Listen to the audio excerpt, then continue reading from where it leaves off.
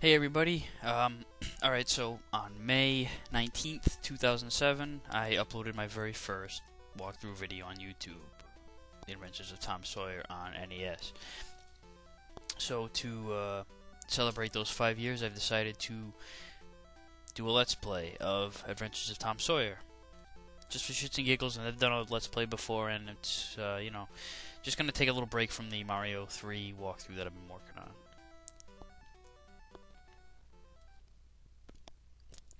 So, a quick overview of the story. Tom falls asleep in class, and the rest of the game takes place in his dream, where you are attempting to rescue your crush Becky from Injun Joe. It's loosely based on the novel. Also, part of this little celebration, I guess, I'll have a beer in between every level. So I've had one so far going into this stage. So it's for each stage, for whatever stage I'm on, the stage 1, I've had one. So I'll have, there's 6 levels. So by the time I get to, I've had 6 down by the time I get to the going through the very last stage, and hopefully I won't die too many times toward the end. These goddamn pirates, there's 2 varieties of them. One has a sword, one has a gun, and neither of them make a goddamn difference because neither of them use it. I'm not too worried about T's. The T's, for those of you who might not know, if you get 20 of them, you get an extra life. So now I'm underwater. It's funny because there's nothing in the background that makes it look like I'm underwater here. I'm just in another part of the part of the ship. There's no physics of being underwater, but these, octopi are floating around. The rat doesn't seem to be affected much by the underwater aspect of it either. Oh well.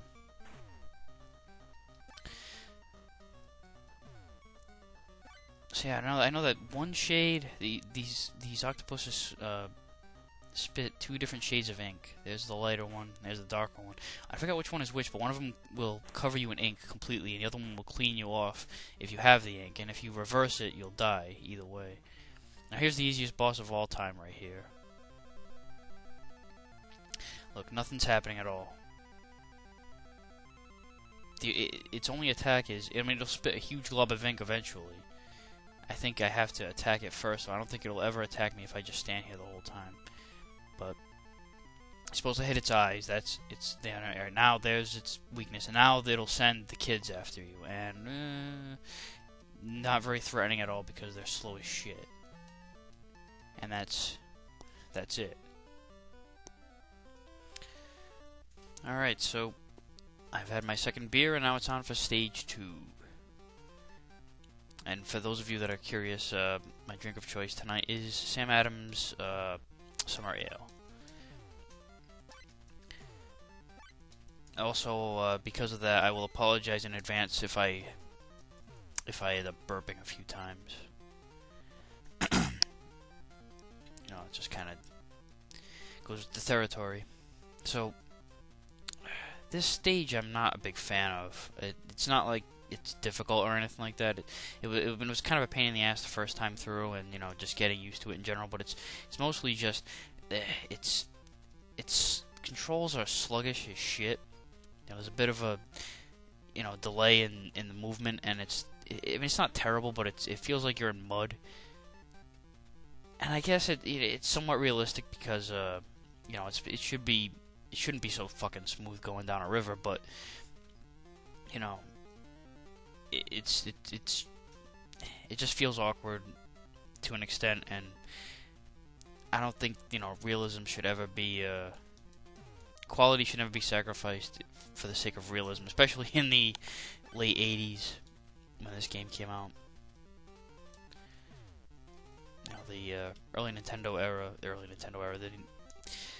the whole entire NES era of video games did not rely on realism for any reason. That was burp number 1.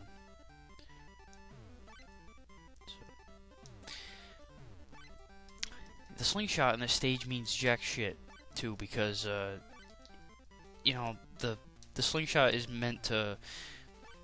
I mean, you get just as much of a rapid rate, but it fires straight. And in the river level here, you're firing your rocks straight ahead anyway. I mean, the only difference is you do get more range with the slingshot, but a lot of the time, like these rocks would probably be going off.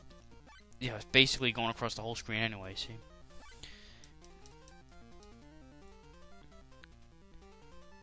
And these frogs aren't much of a threat either, unless you're way up high.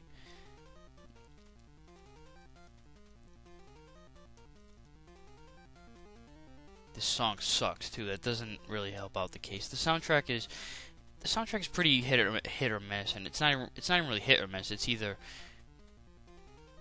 mediocre or miss.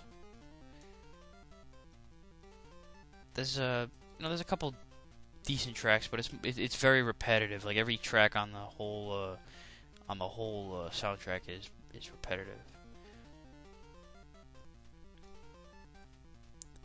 Riffs weren't too bad, but they could have been better if there was a little bit more variety in each individual song. It seemed like they, I don't know, just kind of half-assed. I always hated those goddamn kids. I want to say that the kid's name was Billy. It says in the manual that this was an enemy of Tom. I don't know, maybe Tom banged his girlfriend or something. This boss isn't. It's not hard. I mean, look, see, nothing. This doesn't kill me.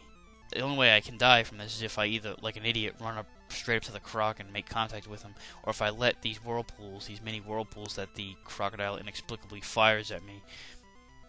I don't know, maybe he's using his tail to create him or something. But I have to die. I'd have to let these things take me off screen, and that's just not gonna happen. You have to really lose control of yourself. Wow, I just got 3 hits in a row. Another thing I was about to bring up is how difficult it is to get your for your rocks to make contact with the the soft spot. See, I actually did pretty good right there, but usually it's not easy. I knocked all his teeth out too. All right, so that's 3 beers down, and now it's on to stage 3. This level gives you. It gives you. I don't know if there's. It just seems to be like there's more teas to be had in this stage than any other one.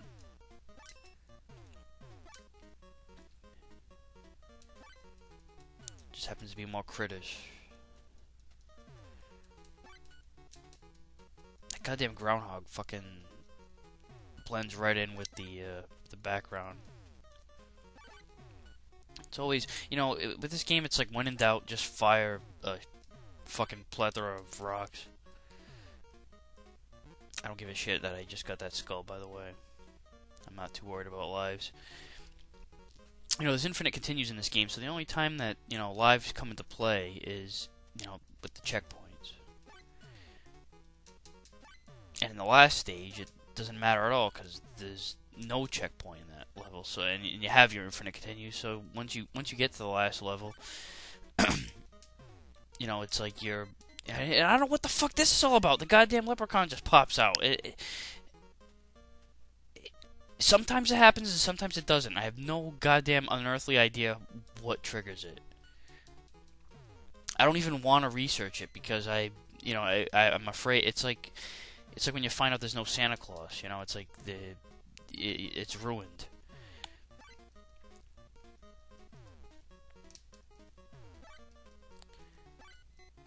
These grasshoppers, it's like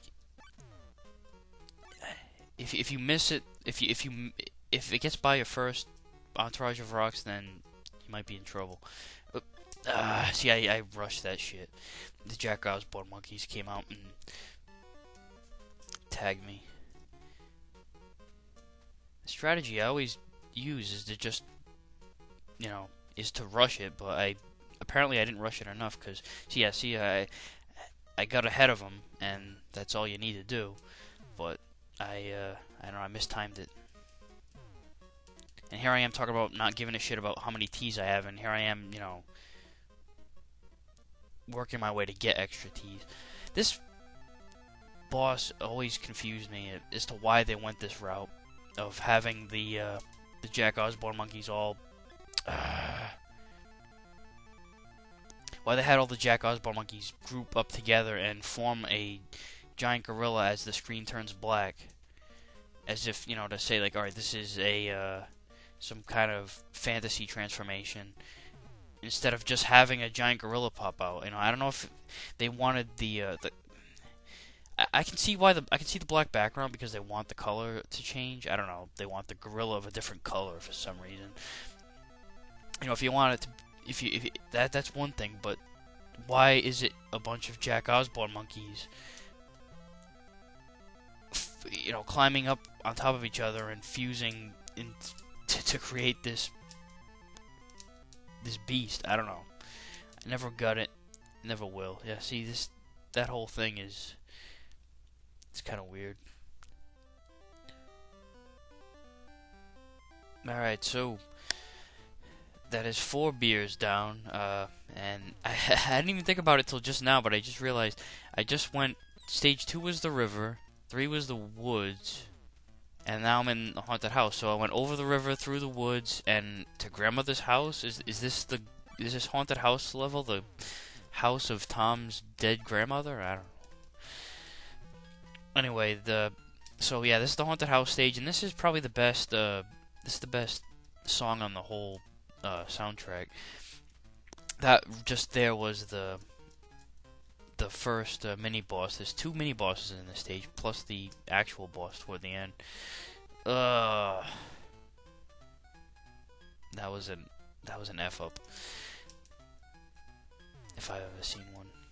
I don't want to get this the slingshot though, because so many like there's the this guy right here. See, if I had the slingshot right now, I wouldn't be able to hit him because the slingshot fires just straight. See, I have to hit him with the rocks.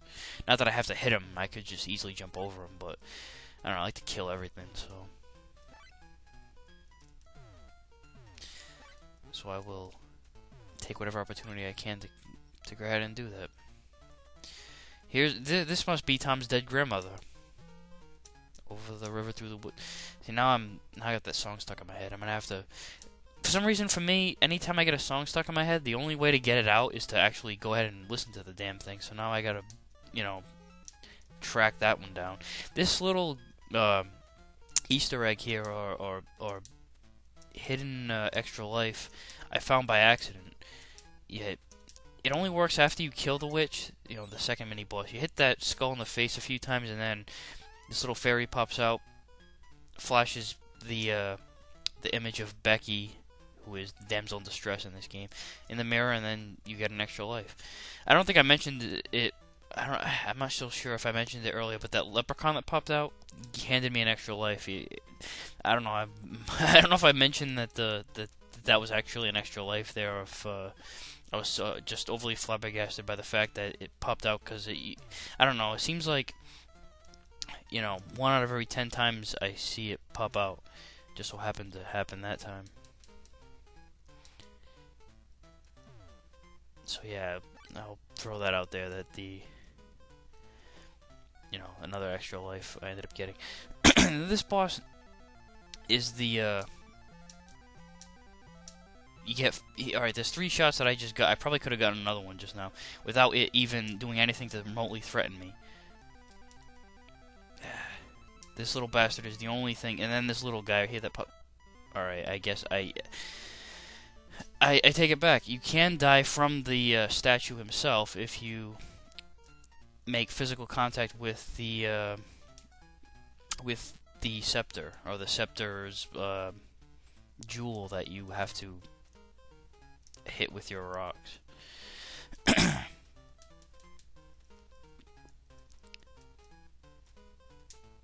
What the hell was that? I jumped. At least I thought I did. I thought I jumped when I had left that platform, but I guess I didn't hit it in time, and I just went tumbling to my doom. Oh well. I'm right back where I was anyway. Sometimes this game, it's funny. It's like this stage right here has a couple checkpoints, and it's not a very long level at all. So, you know, here I am right back where I was a few minutes ago. Not a few minutes ago, like about... See, there's 5. I got 5 shots that time. I was a little bit quicker on the draw. See, it won't let you hit this fuck until he at least gets one of these little critters out. There it is. And now you're dead, you fucking statue. Alright, so now we're on the 5th beer, and yeah, the buzz is definitely kicked in at this point. Alright, you see these birds that just flew right over my head right there? The first time you play through it, you're gonna, you know, get tagged, obviously, but it's shit like that that makes this stage the most pain in the ass as far as beating the learning curve, and that was the reason why this stage was the hardest, the biggest pain in the ass, as I mentioned earlier in this video, that I was stuck on this stage the longest, and it's a mini boss later on that, in particular, that was my my Achilles heel. Look at all this shit that's all going on at once. I mean, these enemies on their own aren't that big of a deal. Like these Hershey Kiss fuckers. One in particular that just fucking killed me. They're not that much of a problem. Of course, you know, he kills me as I say that. As I mentioned that he's not a problem. Of course, you know, irony will come back to kick you in the nuts.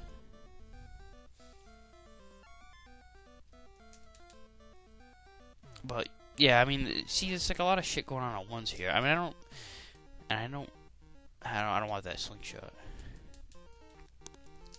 Seems like I say that more often than not. I'll take it now. Fuck it. Seems like I say more often than not that I don't want the slingshot, or I don't need the slingshot. Maybe it is more of a detriment than anything else. Maybe it's some kind of, you know, subliminal message that the whole David and Goliath thing, you know, don't use weapons, don't cheat, don't be a pussy. I don't know.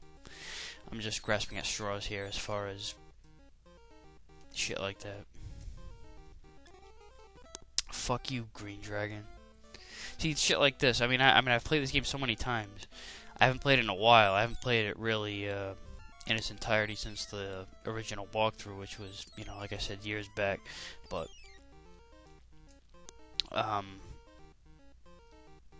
as many, even though I've got some rust and I've got some alcohol in my bloodstream right now, I still think that I would be able to, you know, figure out when these little fucks would be popping up and not get caught in their traps. When they do go off screen, they fucking do that little Spitfire routine. Here comes another one. Now, this was never an issue. It was this little bastard right here, and I don't know what it was in particular that I was doing wrong. See, right here, I'm fine. There's no danger here, because he's never gonna hit me.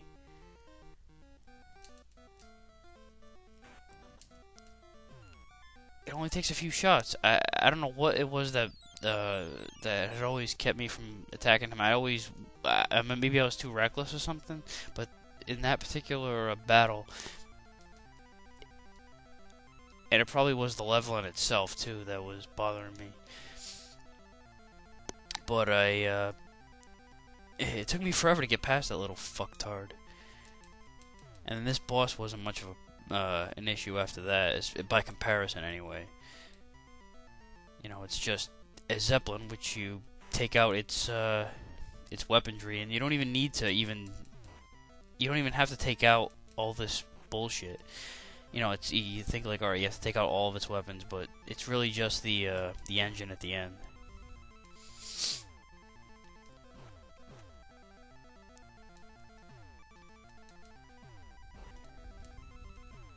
This fucking thing right here, which, see, this is the only thing in the whole boss battle you have to get destroy. Everything else you just have to bypass. But this is the only part of the whole boss fight that you have to destroy, and it doesn't even do anything to you. Once you get up to it, it just fires off those little flames. So that's it for stage 5. One more to go. Alright, it's I've had 6 beers now. It's almost 5 o'clock in the morning. Let's send this shit. Let's get through this fucking cave stage. And I mentioned earlier that you know, at this point of the game, the T's don't matter. So just, you know, plow through it. If you die at the end boss, the final boss, which is absolutely fucking pathetic, the mini boss before the boss battle is the toughest part of the game. But if you, just hypothetically, if you die at the final boss fight, you'll end up right back at the beginning of the stage. And since you have infinite continues, excuse me, it doesn't matter how many lives you have, since, you know, like I said, it doesn't matter where.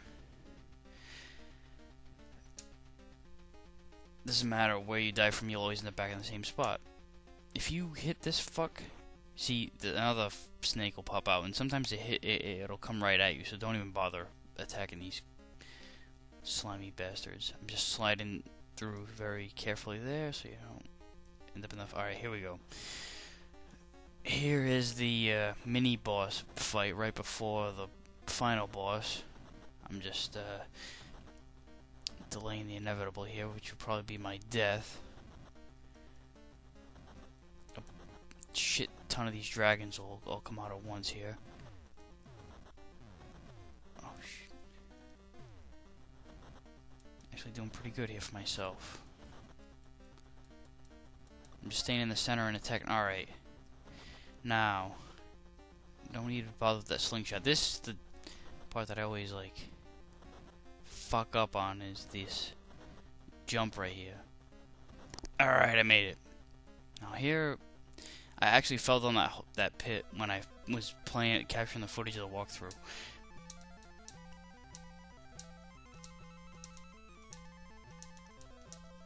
There's no reason to ever die from that, because he did take a shot at me, so he's a little bit tougher than the octopus, but as long as you're quick with your shots, then that should be the only threat you have the whole time. Alright, so you beat Engine Joe. Becky gives you a kiss, and you end up with the 3 feathers after you wake up, which of course summons the whole question. Did this really happen? Blah blah blah blah blah. And that's it. There's no credits. Nothing else after this. So yeah, that's it. It's not a terrible game. I mean, I gave the whole, you know, rating shit in the review, but you know, if it's a very playable game.